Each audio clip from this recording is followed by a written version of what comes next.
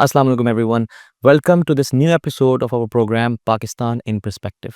इस प्रोग्राम में हम अभी सी पैक को डिस्कस कर रहे हैं बट सी पैक चूँकि BRI जैसे बेल्ट एंड रोड इनिशिएटिव कहते हैं उसका एक सब प्रोजेक्ट है तो हम पहले BRI को भी समझना चाहते हैं but BRI is part of the Chinese government China की इकोनॉमी तो it is very important to understand what was the motivations, what were the plans that actually led to CPEC. तो आज हम इस एपिसोड के अंदर यही डिस्कस करेंगे कि चाइना की क्या ज़रूरत थी ऐसे कि वो OBOR जो ये BRI का पहले नाम था, one belt one road initiative, इसको बनाए. What led to this. और इससे पहले ये भी जानना ज़रूरी है कि लास्ट एपिसोड के अंदर हमने चाइना का इकोनॉमिक और पॉलिटिकल सिस्टम डिस्कस किया था. The rationale, the reason, the context behind is this कि you have to work your way backwards. In order to understand CPEC, you need to understand BRI. In order to understand BRI, you need to understand how does the Chinese economic and political system actually works. तो शुरू करते हैं sir. और हमारे साथ जो मौजूद हैं हमेशा की तरह sir Bilal Ilahi. Sir thank you so much for your time. Sir just to start kick it off, कौन से इम्पोर्टेंट इवेंट्स थे that actually led to the founding of or the announcement of BRI? Okay, now this is the assessment of various experts, and many will disagree with this. तो एक तो है 2008 का global financial crisis. ठीक है. That is a contributory factor to the, in my opinion, also 2030 announcement by President Xi Right. of what was then called OBOR, One Belt, One Road. 2012 is another important date. That is the date when the United States, after long wars in Asia, in Afghanistan, where they went in 2001, and Iraq, where they went in 2003. So by 2012, they were exhausted, and there was a realization that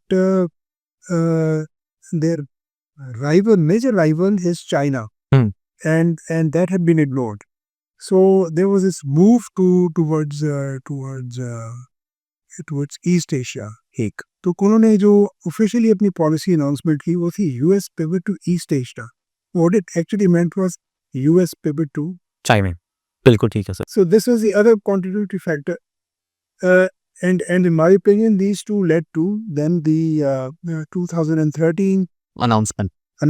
अच्छा, इससे पहले भी you can see the Chinese coming up with their policies to counter these two situations. But 2013, President Xi made two very important announcements. The first was in Astana, in Kazakhstan, where he announced the overland part of OBOR. ठीक है. And then he went to Jakarta the same year, Indonesia, and there he announced the maritime component.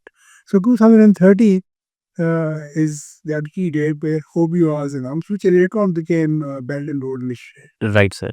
Sir अब इसको एक एक event को अगर हम थोड़ा सा डिटेल में देखें, so this is on the screen we can see the 2008 financial crisis. इसे सर ग्लोबल फाइनेंशियल क्राइसिस कहते हैं. अभी हम पहले डिस्कस कर रहे थे. Many people and I would agree with those people also say कि ये वेस्टर्न फाइनेंशियल क्राइसिस था, ग्लोबल नहीं था. इसके बारे में सर आगे डिस्कस करते हैं. But where it actually started from, जिस तरह हम देख रहे हैं कि US रियल एस्टेट कोलैप्स, इसको थोड़ा सर अगर आप एक्सप्लेन करें. Okay, so housing demand peaked out in 2007. And when there's excess supply in the system, the prices begin to come down. As you know, most of the purchase of real estate homes in the US is done with mortgage financing. So now some people suddenly realized that their homes are worth less and the amount that they had to pay in mortgage was a lot more. So many of these people started getting out of declaring bankruptcy and moving out of their homes. In many cases abandoning their homes. अच्छा, इसका जो overall effect था वो ये था कि overall on the average home prices fell by 20% across the US, which had not happened in recent history. So there was a panic. अच्छा, अब ये जो इनके जो instruments थे, जो mortgage agreements थे, जी. this Wall Street had repackaged and sold it as an investment vehicle to different investment banks in the US. And as you were saying, also to financial institutions as far away as Vietnam. मतलब जिसे इन्हें क्या वो कहते थे securitisation of date, मतलब किसी का डेट उसको भी सिक्योरिटाइज करके they were selling it to someone else, और ये इतना कॉम्प्लेक्स हो गया था जिसे, और सर डिस्क्रिप्शन में हम इसका ना लिंक डालेंगे, because once again the point is कि सीएसएस का भी अगर आपने पेपर अटेम्प्ट करना है, इकोनॉमिक्स समझ नहीं है, तो ओवरऑल पिक्चर समझे बगैर नहीं कर सकते, खाली डेफिनेशंस याद करके आप एनालिसिस नहीं कर सकते, और आप पेपर एनालिसिस बेस्ड आते हैं। तो सर इसमें सब प्राइम मोर्गेज क्राइसिस हुआ था, मतलब वो मतलब इसकी इजी वर्ड्स में वो कि एक लोन की जो क्वालिटी है कुछ ऐसे बंदों को दिया हुआ है जो पता है कि वापस नहीं कर सकेंगे, या वो loan itself is very shady. Fitch, Moody's, ये सर एजेंसीज जिनका हम नाम सुनते हैं पाकिस्तान में अक्सर, इन लोगों देवर आल्सो कल्प्रिट, इन लोगों ने उन सब प्राइम मॉर्गेजेस को A++ की रैंकिंग दी थी। तो that led to such sort of a mess कि किसी को समझ नहीं आ रहा था कि एक चीज़ जो यूएस से शुरू हुई है वो चाइना में भी कोई ओन कर रहा है, चाइना से शुरू करके कोई वियतनाम में कर रहा है, वहां से कोई इंडिया, तो ट्रिगर इफेक्ट हुआ। आपने ये पहले कहा ना कि कॉम्प्लेक्स इंस्ट्रूमेंट्स, जी है, कई किस्म के there were different types of mortgages, some good some not so good, तो उनको उनको उनको रेटिंग करनी इसलिए भी बहुत मुश्किल हो गया था, right.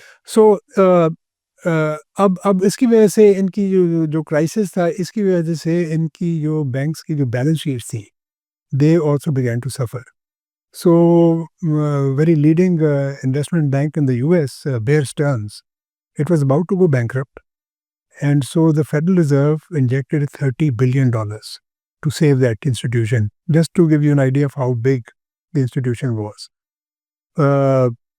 We are comparing apples and oranges, but just to put things in their context for our Pakistani audience, we are going to the to the IMF for $1.5 billion and $7 billion. $30 billion alone to save one bank, Bear Stearns, which was bought over by JP Morgan. Then they discovered that this problem was much bigger than what they'd anticipated. Because Lehman Brothers, which was much bigger, therefore is going to go under.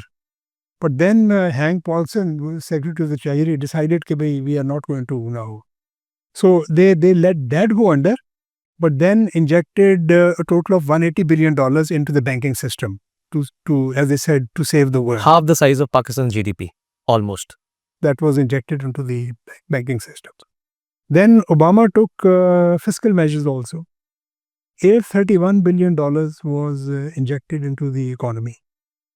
Which later on was criticized that he has lowballed. It should have been a higher figure. And which was correct. वो खैर वो बाद में पता लगा ना, क्योंकि US में अनएम्प्लॉयमेंट जो थी वो it was high for quite long time.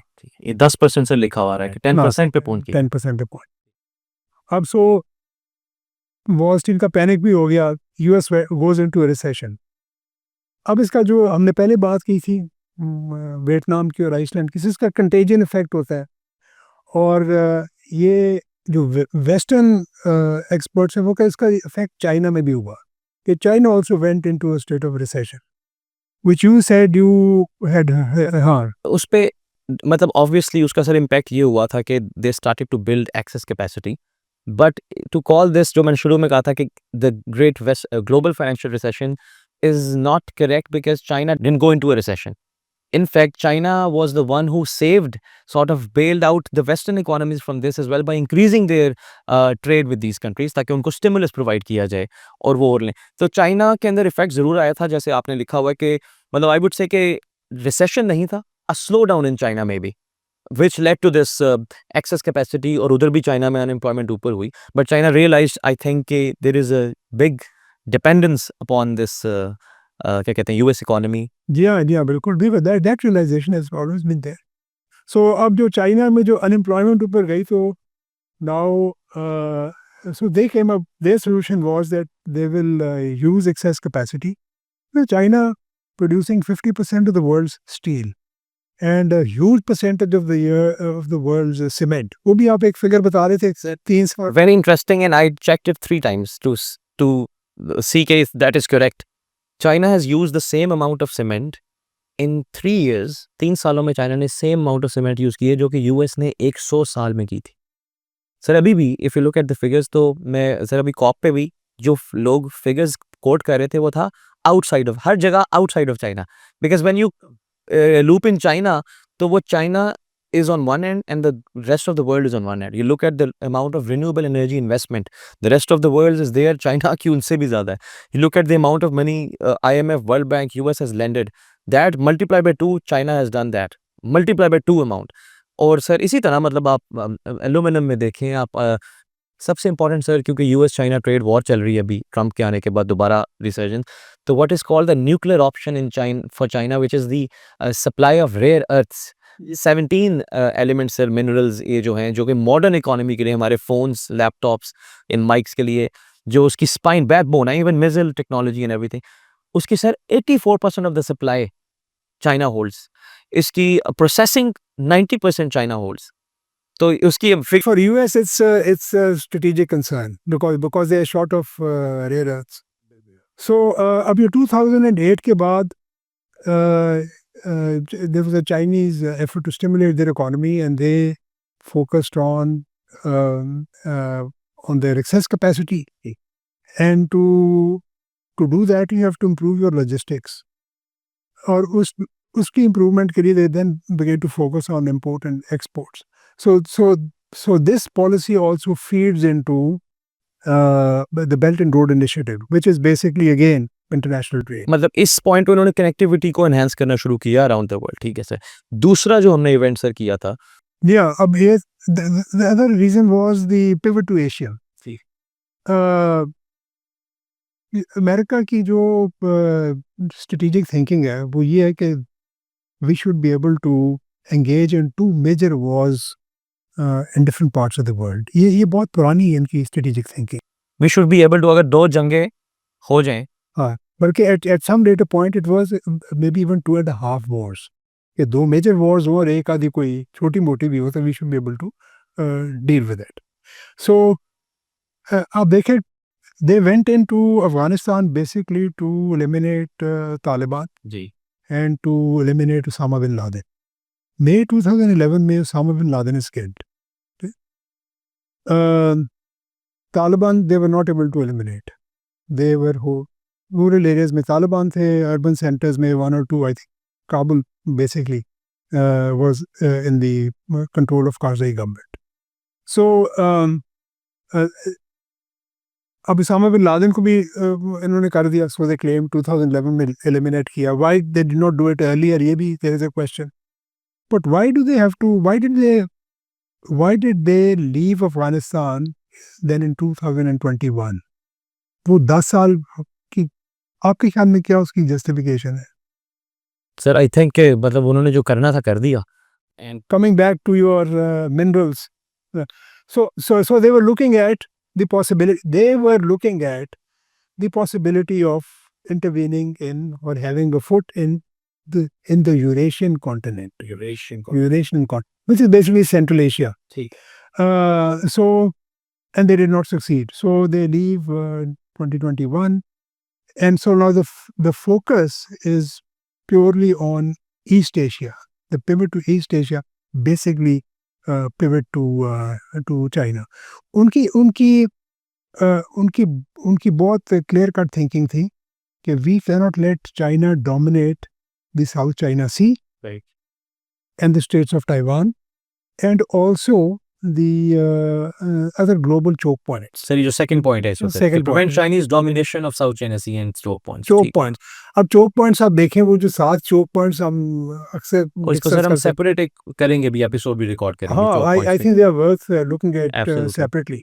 So you start from the Straits of Malacca, and then Straits of Hormuz, Bab al-Mandab, Suez Canal, the Turkish Straits, Gibraltar, and then you come to the Panama Canal.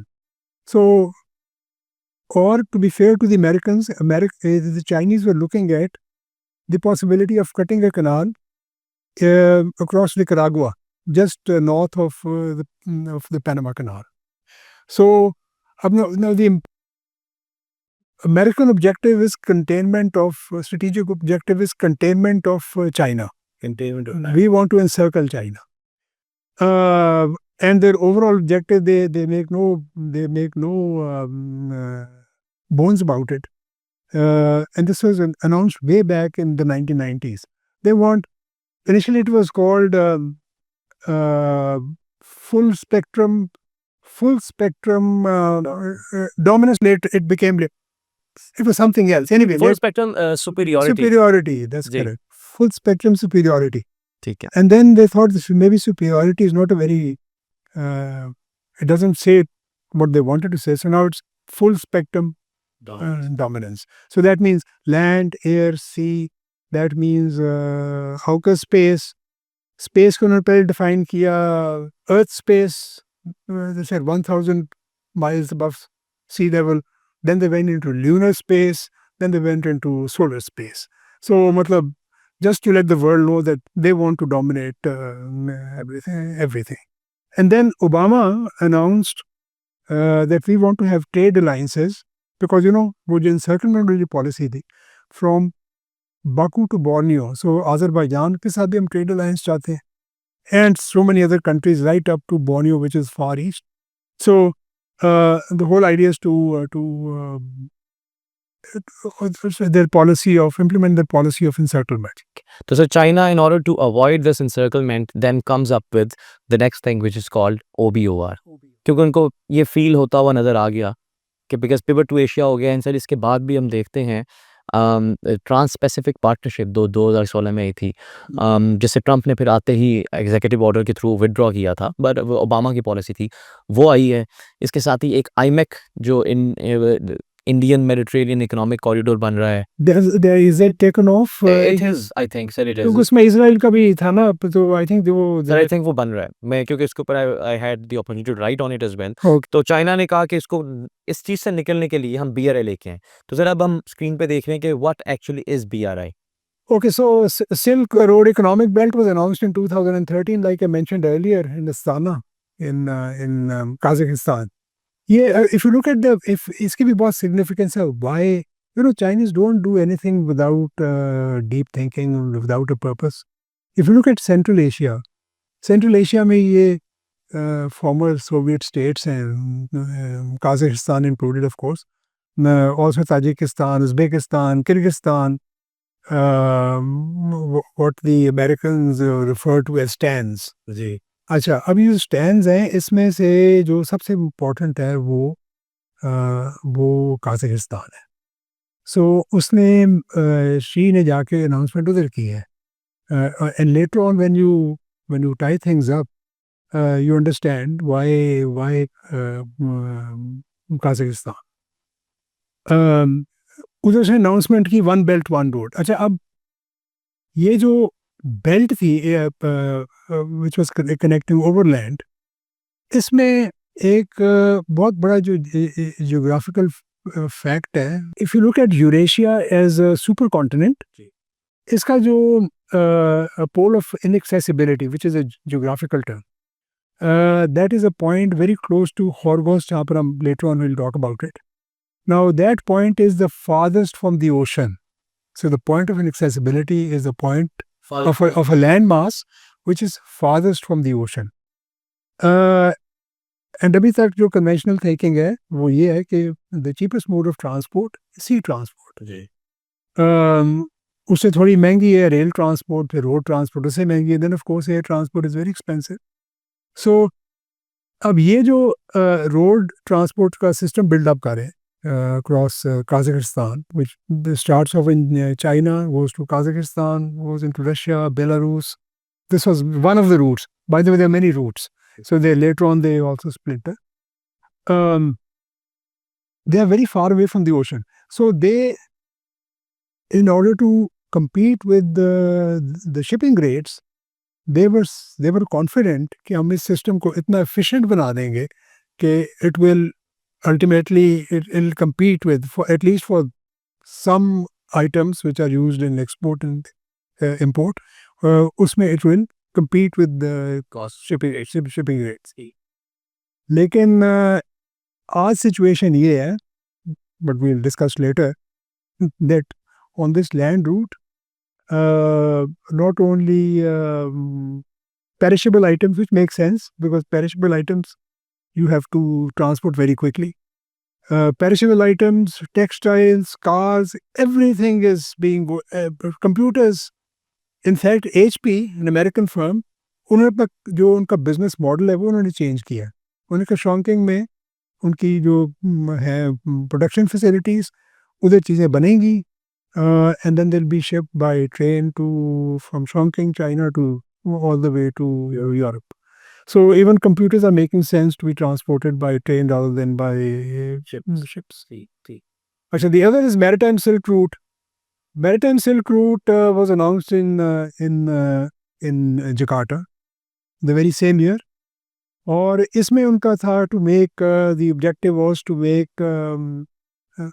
ports which they thought would facilitate trade between China and the rest of the world. So, for instance, उसमें इन्होंने क्योक pock के नाम से एक port है Myanmar में वो बनाया, Hambantota in Sri Lanka, and of course Gwadar was proposed for Pakistan, and Piraeus in Greece.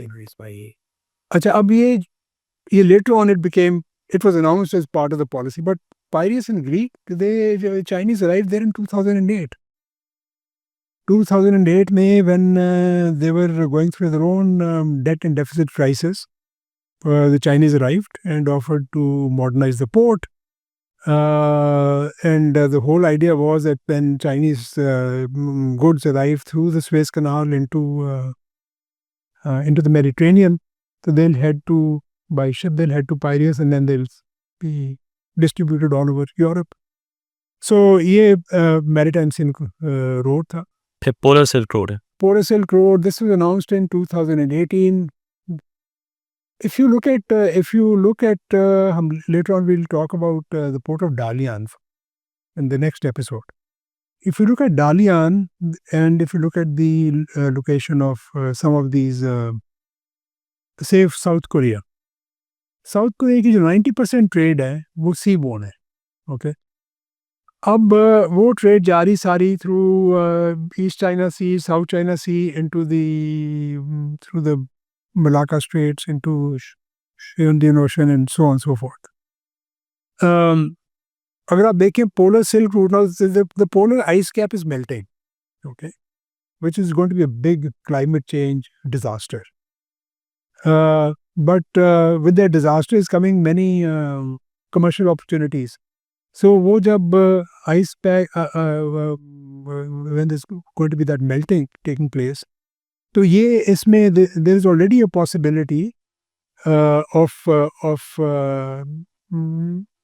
cargo vessels going from East Asia, for instance, if you want to ship goods from South Korea or Dalian, and you take the northern sea route, which this is called, if you recall, the earlier was वो जो through Canadian North था, it will drastically cut down the travel time. And cost as well. And cost. But right now, we are some years away from it. But the Chinese are already committed to carrying on research and having a strategy ready. कि हम इसको किस तरह utilise कर सकते हैं to shift to move our exports from China to Western Europe. Sir, and the next one is Digital Silk Road. Digital Silk Road, undersea cables. China's already placed an undersea cable from Cameroon in West Africa to Brazil. Wow. Okay. And the West is already concerned about Huawei and their activities. Yeah. 5G networks are now part of the Chinese Communist Party takes a lot of interest in Huawei's activities. Even sir, foreign policy जो publish करता है Foreign Affairs Council on Foreign Relations, उसमें मैंने पढ़ा था कि उसमें एक एनालिस्ट ने, उनके रिपोर्टर ने बताया था कि China's capabilities in certain technologies is if not better than US, then at par with it, and 5th generation technology is one of those things. 5G उनमें से एक चीज़ है जिसमें China is in fact better than the West. वो आपको याद है ना, वो some years back the daughter of one of the owners of Huawei, or founders of Huawei, was arrested in Canada. Ji. And of course Canada had to pay a very heavy price because Chinese ने फिर Canadian nationals को arrest किया उधर. But the whole, that shows the nervousness of the West over the activities of and the capabilities of Huawei. Sir final is the space information corridor जो कि 2015 में announce हुआ है। इसके अंदर वही जो बात है कि स्पेस की field, lunar orbit, solar orbit. Yeah, this is in reaction to the full spectrum dominance Of the US. of the US. So, yeah, the US Defense Department, it's some years back, few years back, announced that this is also our warfare domain. कि हम इस domain में भी जंग कर सकते हैं. So, China would have to react to it. I mean, they have to react to this. So this is also Reaction. this is a reaction to that. Yeah. Right sir next episode में फिर अब हम ये देखेंगे कि इस सब के बाद चाइना के ट्रेड फ्लोज के अंदर या आउटफ्लोज इनफ्लोज में इस सब के बाद इम्पैक्ट क्या हुआ उसका। Right sir, right. So thank you so much for your time sir today and will take it forward from here.